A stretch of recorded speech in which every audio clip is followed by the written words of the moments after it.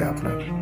তো আপনি কেন নতুন করে আপনি কাউকে ভালোবাসতে পারবেন না, কাউকে বিয়ে করতে পারবেন না? সাপোজ অনেকে আছে যে উম একবার প্রেমে পড়ে ছ্যাঁকা-ট্যাঁকা খেয়ে ব্যাকা হয়ে গেছে। সে আর বাঁচার ইচ্ছা নাই।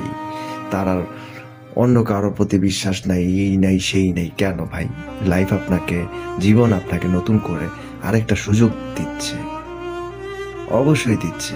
কিন্তু আপনি সেটা গ্রহণ করছেন না কেন? আপনার প্রবলেমটা কি? গ্রহণ করতে হবে তো, তাই না?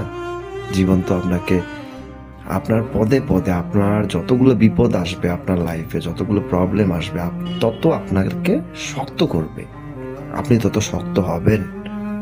বাস্তবতার মানে শেখাবে।